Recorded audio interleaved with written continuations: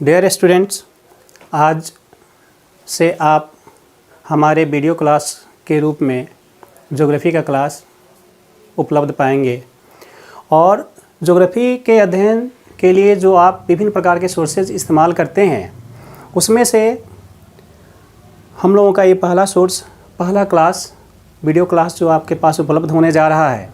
इसमें हम इस विषय की चर्चा करेंगे कि ज्योग्राफी का अध्ययन कैसे करते हैं। सबसे पहले आपके पास प्रश्न आता है कि ज्योग्राफी को जब हम पढ़ना शुरू करेंगे तो कैसे पढ़ना शुरू करेंगे। पहला कक्षा हमारा क्या होना चाहिए, पहला क्लास हमारा क्या होना चाहिए, पहला टॉपिक हमारा क्या होना चाहिए। आप किसी भी उद्देश्य के लिए पढ़ रहे हो, एसएससी, रेलवे वगैरह या बीपीएससी कमीशंस वगैरह, जिस उद्देश्य से भी के लिए भी आप पढ़ रहे हैं, वहाँ सबसे पहले आप पहला कक्षा कौन सा करेंगे, पहला चैप्टर का पहला टॉपिक क्या पढ़ेंगे, जो आप आगे चल करके उससे कनेक्टेड सारी चीज़ों को आप अध्ययन कर सकते हैं। तो सबसे पहला जो टॉपिक हमारा होता है वह होता है कि मानचित्र का अध्ययन पहले हम कैसे करेंगे। जब ज्योग्राफी की शुरुआत होती है तो मानचित्र का अध्ययन हमारे पास सबसे पहले उत्पन्न होता है। पहला प्रश्न उत्पन्न होता है कि मानचित्र का अध्ययन हम कैसे करना शुरू करेंगे, उसके लिए हमको क्या क्या ज़रूरी होता है। तो जब आप मानचित्र को देखते हैं, किसी भी मानचित्र को आप देखते होइएगा तो वहाँ देखेंगे दो तरह के लाइंस मानचित्र पर ड्रॉ किए गए होते हैं जहाँ आपको समस्याएं दिखने लगती हैं। एक लाइन जो होती है वो क्षैतिज दिशा में होती है, यानी कि इंग्लिश में इसको हम लोग जो कहते हैं वह हॉरिजेंटल लाइंस कहते हैं।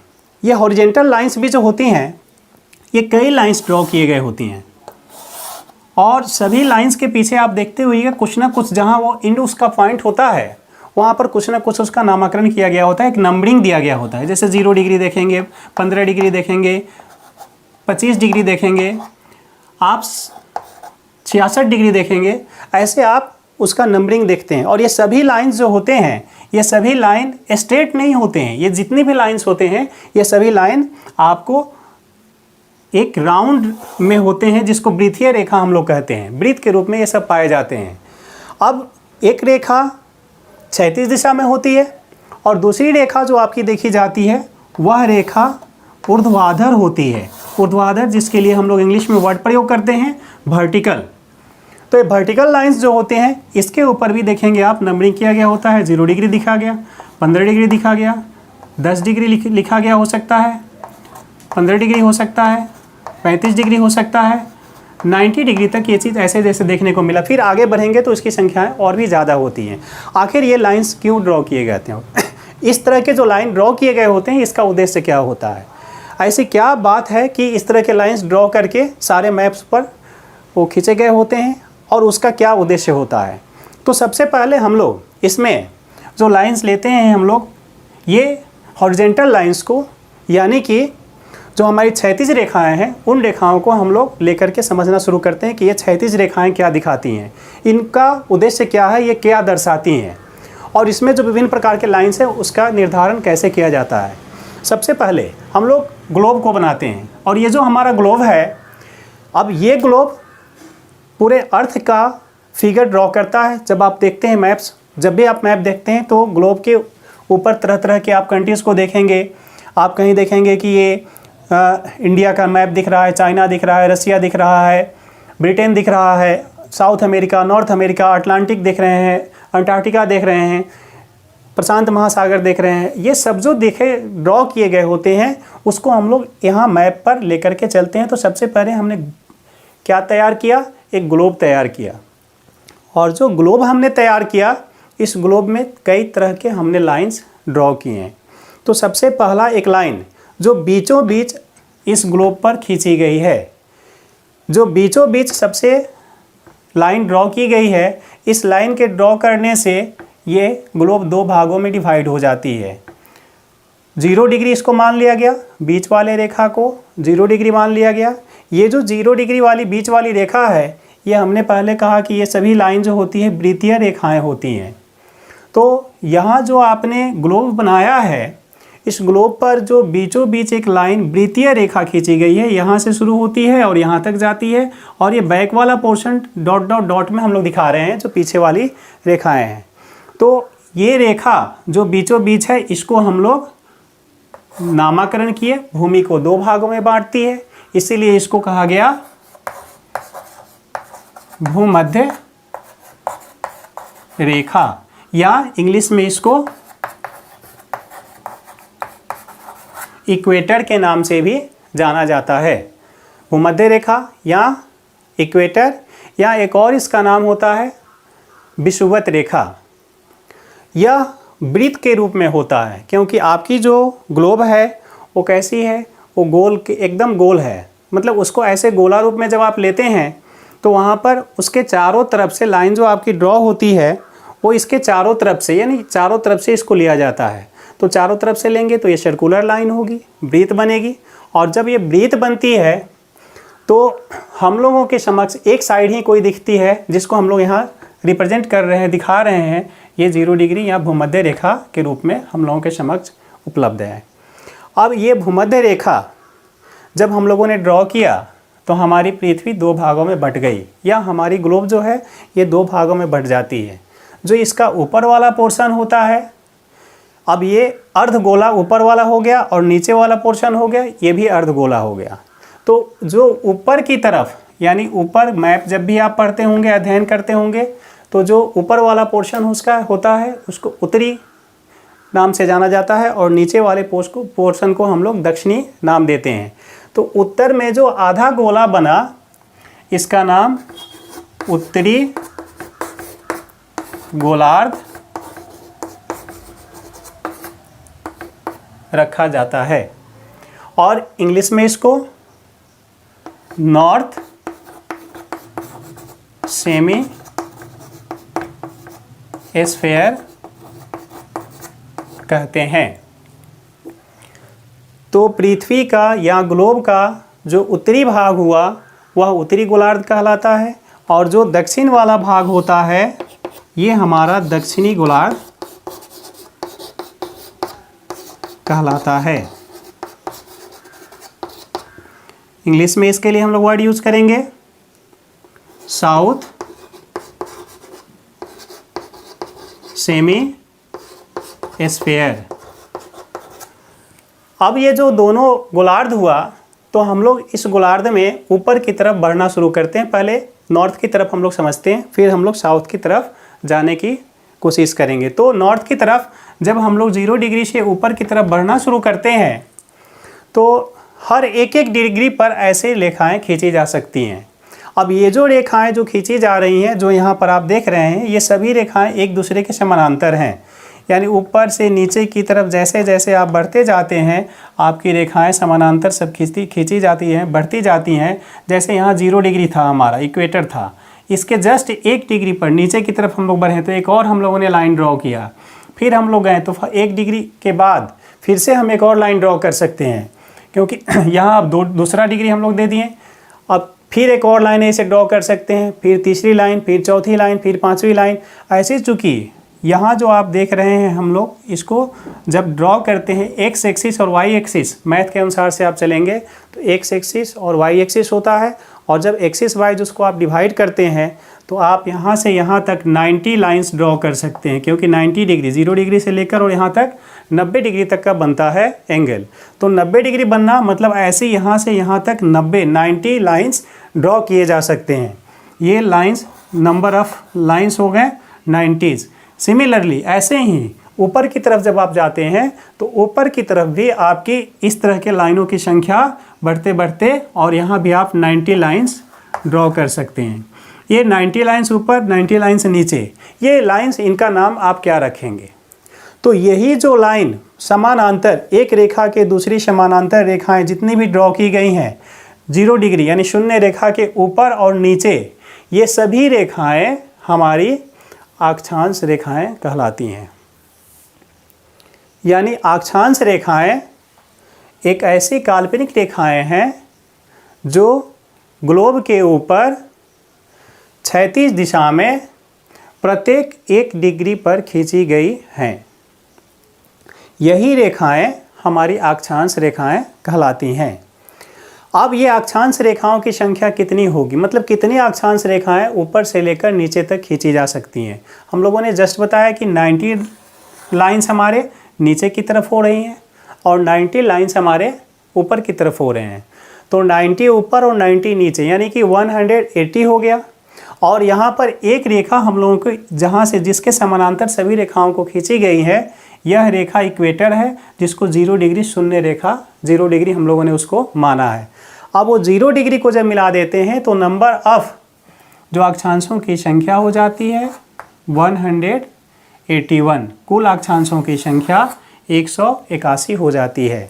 अब आप इसको जब आप कॉपी पर तैयार कर रहे हैं तो आप वहाँ पर नोट कर लेंगे कि कुल अक्षांशों की संख्या 181 होती है। कुछ बुक्स में या कहीं कक्षा में आपको ऐसा मिस्टेक मिल सकता है, वहाँ वो लोग भूमध्य रेखा को इंक्लूड नहीं करते हैं और 180 बता देते हैं कि अक्षांशों की संख्या 180 है, लेकिन ये गलत हो जाता है क्योंकि 0 डिग्री के समानांतर ही सभी रेखा खींची गई हुई हैं और 0 डिग्री को इंक्लूड करके ऊपर से जब हम लोग चलते हैं तो 90 डिग्री से लेकर के तो यहाँ से शुरू होता है, आते आते बीच में हम लोगों का एक 0 डिग्री भी आ जाता है, भूमध्य रेखा भी आ जाता है। जब उसको सबको मिलाते हैं तो हम लोगों की कुल अक्षांशों की संख्या 181 होती है। तो पहला आपके पास आया कि बीच वाली जो रेखा है, जो बीचों बीच ग्लोब के बीचों बीच जो रेखा खींची गई है, उस रेखा को भूमध्य रेखा कहते हैं, इंग्लिश में इक्वेटर कहते हैं, और एक और इसका नाम है विषुवत रेखा कहते हैं। और विषुवत रेखा के समानांतर प्रत्येक 1 डिग्री पर ऊपर की तरफ या नीचे की तरफ जितनी भी रेखाएं खींची जाती हैं, ये सभी रेखाएं हमारी अक्षांश रेखाएं कहलाती हैं। इस प्रकार से अक्षांश की कुल संख्या जो है वह 181 होता है। 2 चीज़ें आपने देखा। अब फिर आप एक और यहाँ पर चीज़ देख रहे हैं कि ये दोनों ही रेखाओं मतलब 2 अक्षांशों के बीच में एक स्पेस दिख रहा है। ये रेखा समानांतर है, काल्पनिक सभी रेखाएं हैं, लेकिन दोनों के बीच में जो स्पेस हो रहा है, जब हमने कहा है समानांतर रेखा है, इसका मतलब है यहाँ से भी हम लोग देखेंगे तो इसकी दूरी समान होगी, बीच में भी समान दूरी होगी। कहीं भी हम लोग मापेंगे 2 रेखाओं के बीच में तो इसकी दूरी क्या होनी चाहिए? समान होनी चाहिए। तो जब दोनों के बीच में दूरी समान होगी तो ये दूरी कितनी होनी चाहिए? आपके पास प्रश्न उठता है कि दूरी कितनी होगी। तो ये जो 2 रेखाओं 2 अक्षांशों के बीच की दूरी होती है, यह दूरी निश्चित होती है और इसको 111 किलोमीटर 111 किलोमीटर मेज़र किया गया है। तो आप नोट कर लेंगे कि 2 अक्षांशों के बीच की जो दूरी होती है वह 111 किलोमीटर होती है।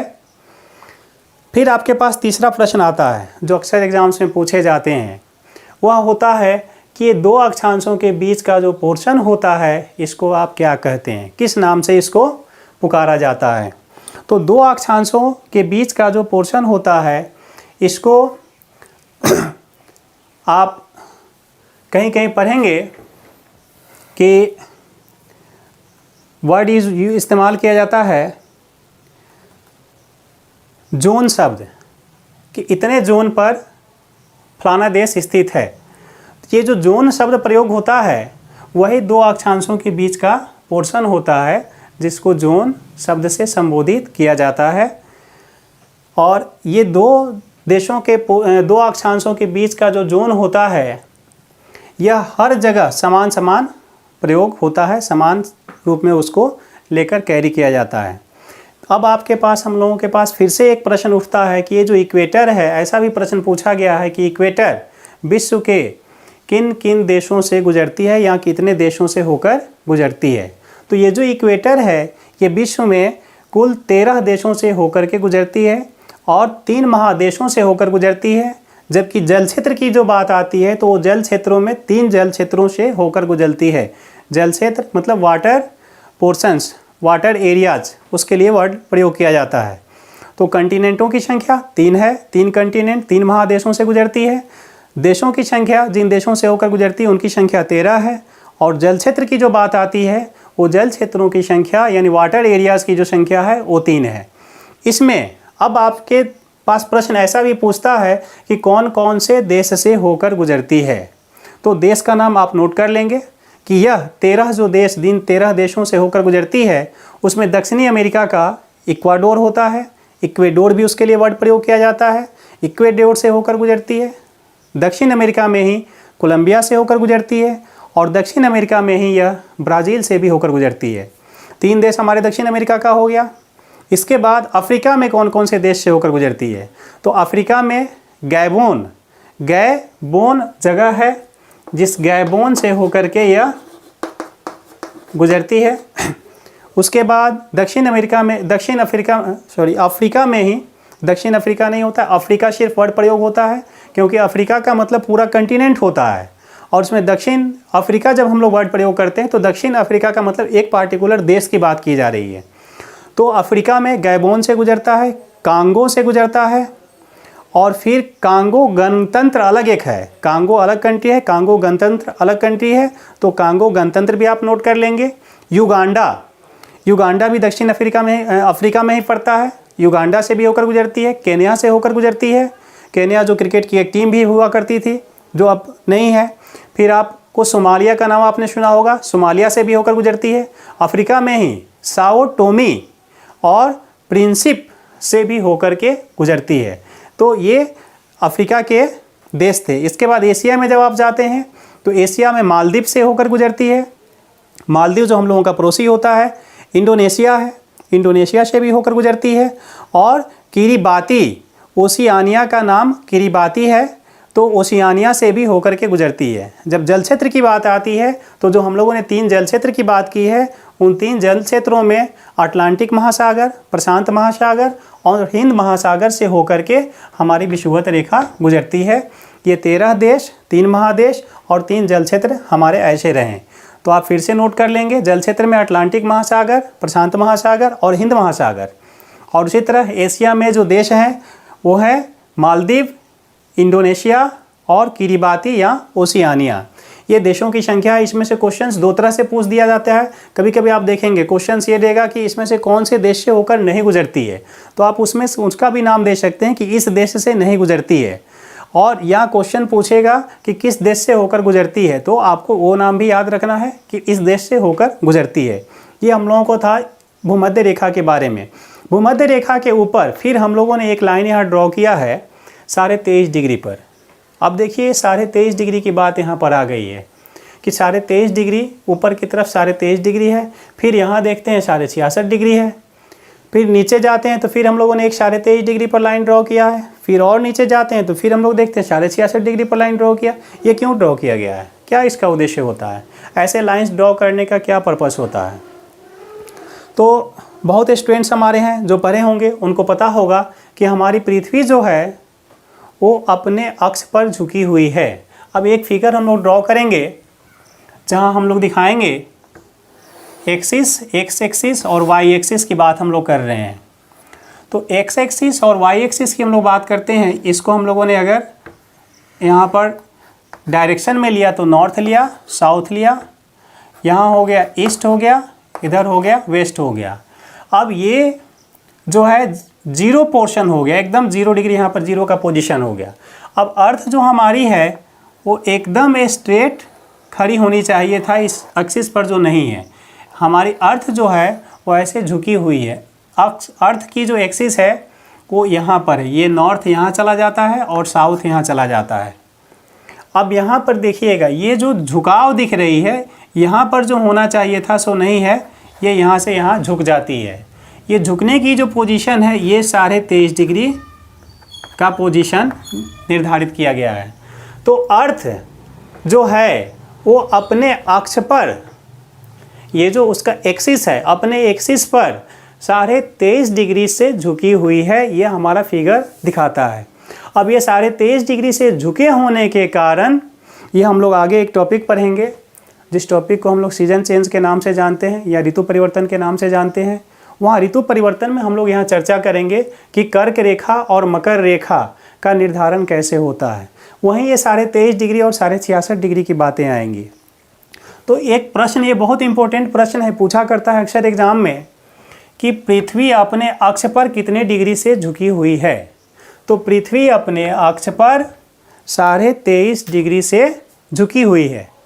इस बात को ख्याल रखेंगे और गौर करेंगे। यहाँ पर एक प्रश्न और ऐसे ही पूछता है कि पृथ्वी अपने अक्ष पर कितने डिग्री का कोण बनाती है। पृथ्वी अपने अक्ष पर कितने डिग्री का कोण बनाती है। तो ये जो कोण बनेगा ये 90 डिग्री का बनेगा। तो 90 डिग्री में से 23.5 डिग्री जब निकल गया तो बचा कितना, 66.5 डिग्री। अब 66.5 डिग्री तो कोण बना कितने का, तो कोण बनना मतलब यहाँ से जो बन रहा है ये कोण बनना हुआ और ये कोण बन रहा है 66.5 डिग्री का। तो क्वेश्चन में कंफ्यूज स्टूडेंट्स अक्सर कर जाते हैं। पहला क्वेश्चन का ऑप्शन जो होता है वो होता है 23.5 डिग्री। अगर क्वेश्चन पूछा कि पृथ्वी अपने अक्ष पर कितने डिग्री का कोण बनाती है तो ये अलग चीज़ हो गया, क्योंकि झुका हुआ होना ये झुकाव था। यहाँ से जो नीचे की तरफ गया एक्सिस ऐसे है और ऐसे जो इधर की तरफ झुकाव हुआ और कोण जो बन रहा है, अगर इस तरह से हम लोग ले रहे हैं तो यहाँ नीचे से जो बनता है ये कोण बनना होता है। तो स्टूडेंट्स काफ़ी यहाँ कंफ्यूज करके चले आते हैं, गलती करके चले आते हैं, फिर उस पर डिस्कस करते हैं तो उनको सही पता चलता है। तो लगा कि 1 मार्क्स तो गया।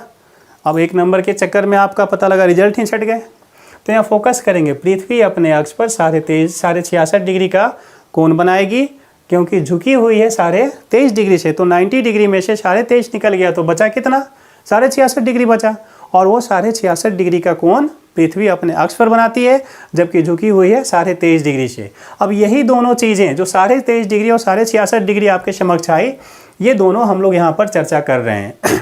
एक हम लोग ने यहाँ पर कर्क रेखा का निर्धारण हम लोगों ने किया है, इसका नाम रखा है कर्क रेखा। और ये कर्क रेखा जो है ये 23.5 डिग्री पर बना रही है। तो ये 23.5 डिग्री का जो एक लाइन हम लोगों ने ड्रॉ किया है ये भी वृत्तीय पथ है, वृत्तीय रेखा है, समानांतर रेखा है।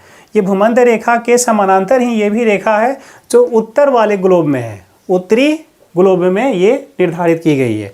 तो उत्तरी ग्लोब में 23.5 डिग्री पर जो एक काल्पनिक वृत्तीय रेखा खींची गई है, उस काल्पनिक वृत्तीय रेखा को कर्क रेखा के नाम से जाना जाता है।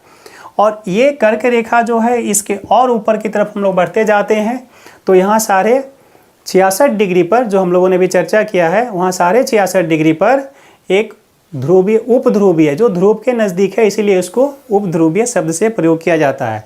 उत्तरी उपध्रुवीय वृत्त ड्रॉ किया गया है जो हमारा सब आर्कटिक के नाम से भी जाना जाता है। इंग्लिश में इसको सब आर्कटिक कहते हैं, हिंदी में इसको उत्तरी उपध्रुवीय वृत्त कहते हैं। इसके ऊपर जब हम लोग और जाते हैं तो ये सारा ध्रुवीय पोर्शन हो जाता है, ठंडा प्रदेश हो जाता है, जहाँ आप देखते हैं बर्फ़ का क्षेत्र हो जाता है। इधर ही आप कनाडा, साइबेरिया, रसिया, ये सब कंट्रीज़ आप यहाँ पर आप पाते हैं। ये ठंडे प्रदेशों को आप इन सब क्षेत्रों में देखते हैं। ये जो पोर्शन हो जाता है ये पृथ्वी का सबसे उत्तर वाला पोर्शन होता है, जो 90 डिग्री का कोण जहाँ बनता है उस 90 डिग्री के कोण के पास मिलता है। अब ये 90 डिग्री वाले जो कोण के पास यह पाया जाता है इसको हम लोग ध्रुव कहते हैं, और उत्तर में है इसीलिए जो है इसको उत्तरी ध्रुव कहते हैं। क्योंकि पृथ्वी की आकृति ये जो हम लोगों ने ऊपर में ड्रॉ किया है, एक डॉट डॉट डॉट लाइन करके हम लोगों ने ड्रॉ किया, ये पूरी गोली नहीं है।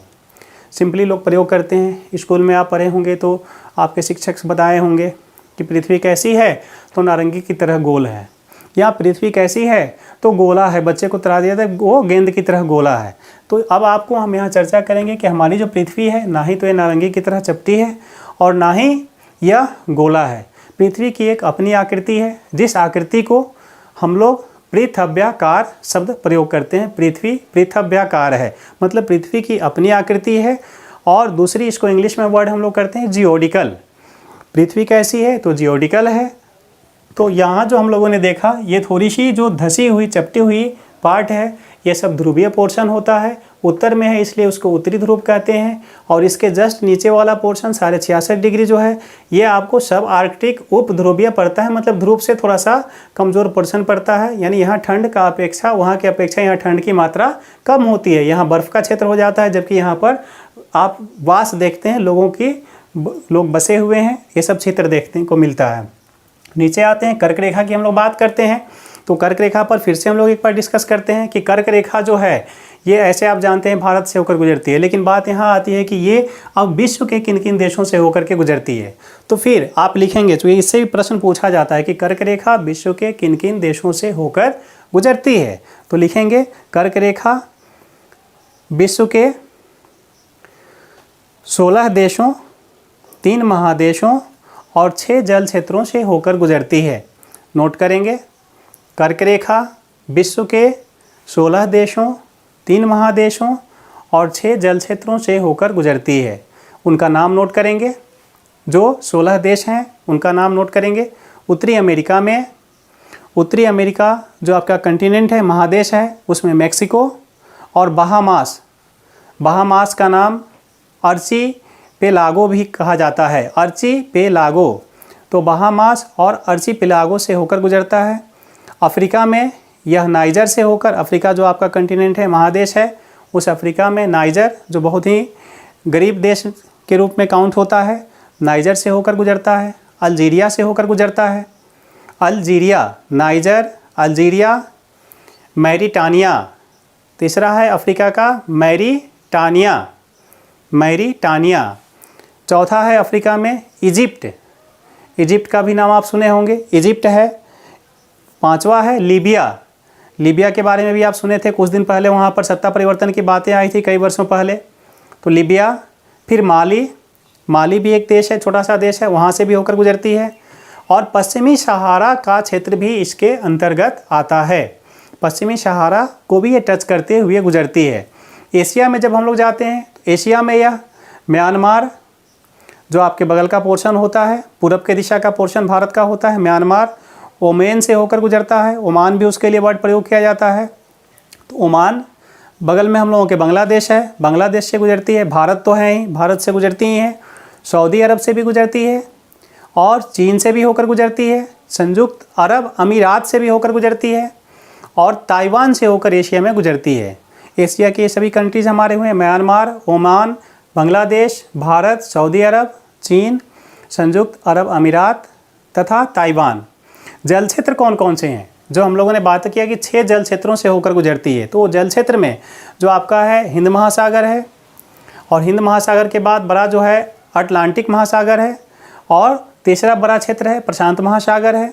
ये 3 महासागर हो जाते हैं। इसके बाद ताइवान स्टेट जो होता है, जिसको हम लोग आगे हिंदी में ऐसे उसको जल डमरू मध्य के नाम से जानते हैं। तो जल डमरू मध्य में ताइवान होता है, ताइवान स्टेट।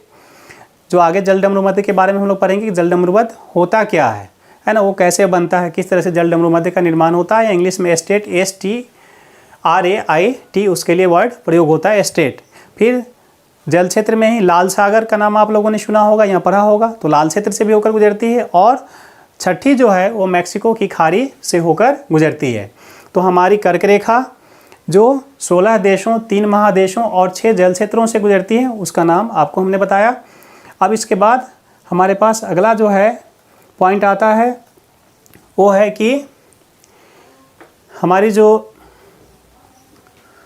कर्क रेखा थी, इसके जस्ट समानांतर, ऐसे ही एकदम बिल्कुल समानांतर एक रेखा गुजरती है जिसको मकर रेखा के नाम से जाना जाता है। मकर रेखा, इंग्लिश में इसको ट्रॉपिक ऑफ कैप्रिकॉर्न कहते हैं। कर्क रेखा को ट्रॉपिक ऑफ कैंसर के नाम से जाना जाता है, जबकि मकर रेखा को ट्रॉपिक ऑफ कैप्रिकॉर्न के नाम से जाना जाता है। ये भी 23.5 डिग्री से ही गुजरती है। लेकिन ये जो 23.5 डिग्री है, ये अब साउथ में यानी दक्षिण की दिशा में होकर के हम लोग ड्रॉ कर रहे हैं। ये भी समानांतर रेखा है।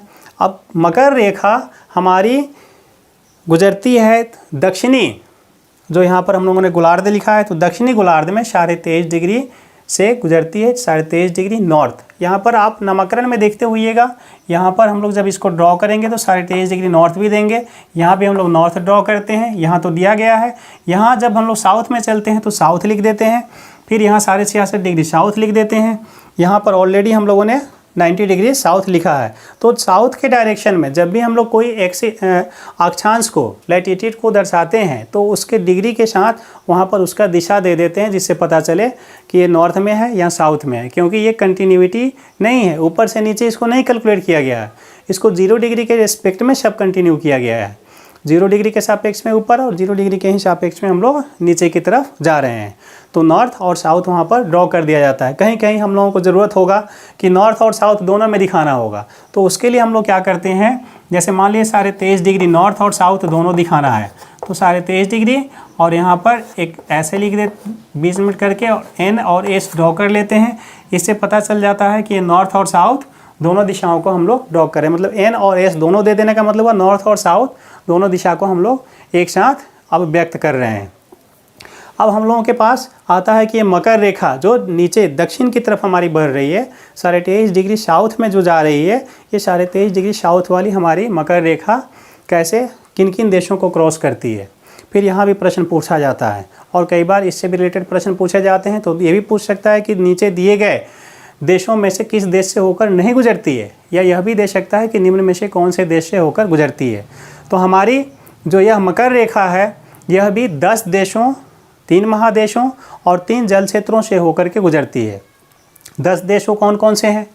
तो 10 देश जो हमारे हैं उसमें से दक्षिणी अमेरिका में, यानी दक्षिणी अमेरिका जो हमारी कंटिनेंट है, महादेश है, उस दक्षिणी अमेरिका में अर्जेंटीना से होकर गुजरती है। नोट करेंगे आप फिर से कि दक्षिणी अमेरिका में कर्क रेखा अर्जेंटीना से होकर गुजरती है। दक्षिणी अमेरिका में ही कर्क रेखा ब्राज़ील से होकर गुजरती है। दक्षिणी अमेरिका में ही यह चिली, उरुग्वे से होकर गुजरती है। अफ्रीका में जब हम लोग चलते हैं तो अफ्रीका में नामीबिया से होकर गुजरती है। नामीबिया नाम आपने सुना होगा, नामीबिया। फिर यहाँ अफ्रीका में ही बोस्टवाना से भी होकर गुजरती है। बोस्टवाना अफ्रीका महादेश में ही।